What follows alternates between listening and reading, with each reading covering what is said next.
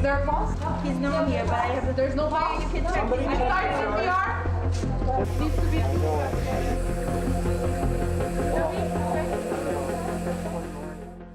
À l'hôpital général juif de Montréal, un patient de 71 ans vient d'arriver en arrêt cardio-respiratoire. En temps normal, une dizaine de professionnels s'affairaient autour de lui. On commencerait les compressions thoraciques immédiatement, mais pas en temps de pandémie. On ne peut pas juste rentrer comme on le faisait avant. Avant, là, on rentre, on pousse le chariot de défibrillation, on installe les pads, on met une intraveineuse, des gants, pas de masque, pas de protection. Là, on ne peut plus faire ça. Parce que si jamais ce patient-là était effectivement un COVID, on vient de perdre 6, 8, 10 personnes de notre équipe. Seul un médecin, une infirmière et un inhalothérapeute peuvent entrer dans la salle de réanimation. On ne commence pas les compressions thoraciques tant que le patient n'est pas intubé. C'est la procédure ultime qui génère les aérosols puis qui est à plus haut risque de contaminer notre personnel de la santé. L'intubation empêche l'air des poumons d'être expulsé dans la salle. C'est vraiment difficile de faire un code à 3. J'ai dû moi-même faire le CPR, les compressions. Il a fallu que moi, je prenne ça parce qu'à un certain moment donné, on n'avait plus de main. L'hôpital général juif a été le premier hôpital désigné pour recevoir les patients atteints de la COVID-19 à Montréal. Le garage de l'urgence a été transformé en zone de triage chaud. Tous les patients qui arrivent à l'hôpital avec des symptômes de la COVID-19 sont dirigés ici. Un médecin voit les cas moins urgents directement dans le garage. Seuls les plus malades sont admis à l'intérieur de l'hôpital.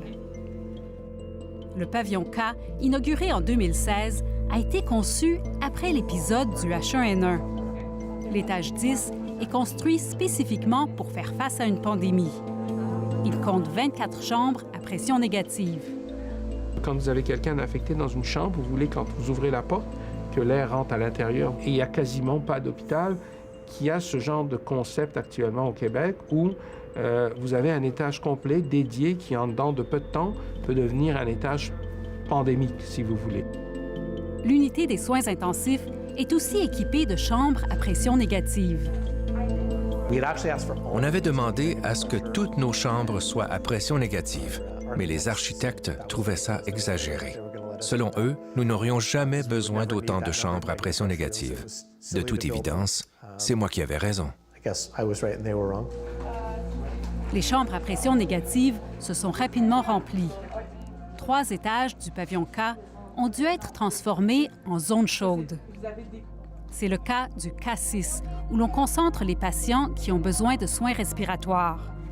Ici, le port du masque N95 est obligatoire en tout temps. Certains choisissent même de porter une cagoule. Cette semaine, ils nous ont donné l'option de le mettre ou pas le mettre. Oui. Et c'est beaucoup plus acceptable de travailler. Oui. Parce que ça, ici, je sortais à toutes les heures de l'unité pour aller respirer, boire de l'eau. Les membres du personnel qui éprouvent des symptômes se font tester dans la nouvelle garderie, convertie en centre de dépistage. On n'a pas eu, heureusement, beaucoup de travailleurs de la santé contaminés.